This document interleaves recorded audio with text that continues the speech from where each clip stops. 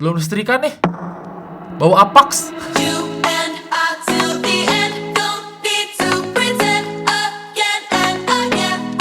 Halo sob, ketemu lagi sama Ironis ini. Dan kali ini saya membahas sebuah sepatu dari brand asal Malaysia, yaitu Apax. Apax.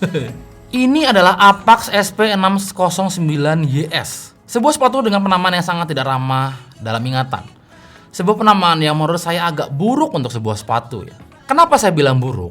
Kalau misalnya saya suka sama sepatu ini, terus saya mau rekomendasiin sama teman saya sudah pasti kebingungan sama nama sepatu ini. Misalnya begini, cobain deh, ini sepatu Apax, enak loh. Tipenya itu apa ya? SP anjir, alay banget namanya. Kan akhirnya nggak jadi ngerekomendasiin ya, aneh banget namanya. Nah, seperti itu contoh kasusnya. Intinya nama sepatu ini sangat tidak ramah untuk diingat. Titik. Harga sepatu ini sekitar 300 ribuan, tapi di beberapa toko dipasang di harga 400 ribuan. Jadi hati-hati sebelum beli ya. Sepertinya sepatu ini adalah sepatu yang rilis sudah lama, karena waktu saya lihat di webnya Apax, sepatu ini tuh udah nggak ada gitu. Tapi kenapa baru ramai di e-commerce Indonesia ya?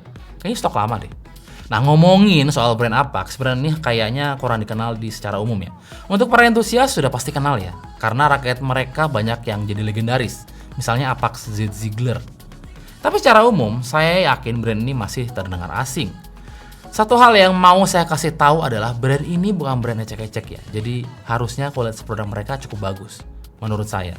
Desain sepatu ini menurut saya, apa ya? Dibilang bagus ya biasa aja, dibilang biasa aja ya kelihatan lumayan nyentrik gitu. Terutama di bagian midsole yang terlihat aksen kamo gitu. Iya, kamo. Masih lucu ya. Bagian upper sepatu ini berbahan kulit sintetis dan mesh. Material meshnya cukup banyak tersebar di beberapa bagian di sepatu ini.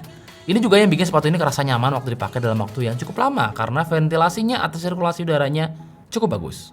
Build quality sepatu ini cukup bagus menurut saya. Kualitas lem dan jahitan terlihat rapi dan presisi. Hanya saja saya merasa kulit sintetik letternya itu kerasa agak tipis ya. Bahkan kerasa lebih tipis daripada sepatu-sepatu lokal kayak Fly Power atau Eagle. Tapi lebih tipis bukan berarti durability-nya lebih jelek ya. Karena feeling saya nih, ini kulit sintetisnya kerasa lebih mahal gitu daripada kulit sintetis sepatu badminton kebanyakan di range harga yang sama. Itu juga yang jadi alasan kenapa sepatu ini kerasa enteng banget waktu dipakai. Insole sepatu ini nggak tebal-tebal amat, tapi kerasa cukup empuk. Untungnya desain insole-nya sudah full support ya, jadi kerasa cukup nyaman waktu dipakai.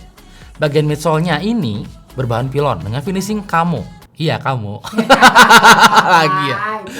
Belakangan emang makin banyak sepatu badminton dengan motif seperti ini. Midsole sepatu ini juga cukup empuk ya. Pas saya pakai loncat-loncat dia bisa meredam kejutan dengan cukup baik. Outsole sepatu ini berbahan rubber berwarna coklat. Pattern outsole sepatu ini mirip banget sama sepatu-sepatunya Yonex. Terinspirasi mungkin. Bahkan di bagian bawah tumit ini kelihatan khas banget desain Yonex kan. Iya nggak sih? Bagian tengah terlihat ada material karbon gitu ya. Padahal bukan. Pas saya pencet, buset, empuk banget. Ya nggak apa-apa sih, yang penting kan gimmick dulu ya. Outsole sepatu ini punya grip yang cukup bagus menurut saya. Di lapangan matras, gripnya cukup menggigit. Saat bermanuver dan berganti arah secara tiba-tiba, saya nggak pernah ngalamin slip gitu loh. Karena permukaan outsole yang empuk, saat digunakan di surface yang lebih keras seperti semen, grip yang dihasilkan ternyata juga cukup bagus ya. Tapi melihat material yang digunakan, saya merasa durability di outsole seperti ini kurang bagus. Jadi saran saya, jangan digunakan di lapangan semen atau yang permukaannya keras dan kasar. Yaudah, itu aja ulasan singkat saya soal sepatu ini. Dimana menurut saya sepatu ini sebenarnya cukup oke, tapi di range harga segini saya bisa menemukan beberapa sepatu yang menurut saya justru kerasa lebih baik ya. Seperti Fly Power Losari 05, Haikwa G2, dan beberapa sepatu RS. Jadi kalau nggak pingin amat, saya lebih sarankan beli yang lain daripada sepatu ini. Yaudah, segitu aja ulasan singkat saya sama si sepatu dari Malaysia ini. Klik tombol like kalau suka sama video ini, dan kita akan ketemu lagi di video berikutnya. Iron pamit dan adios.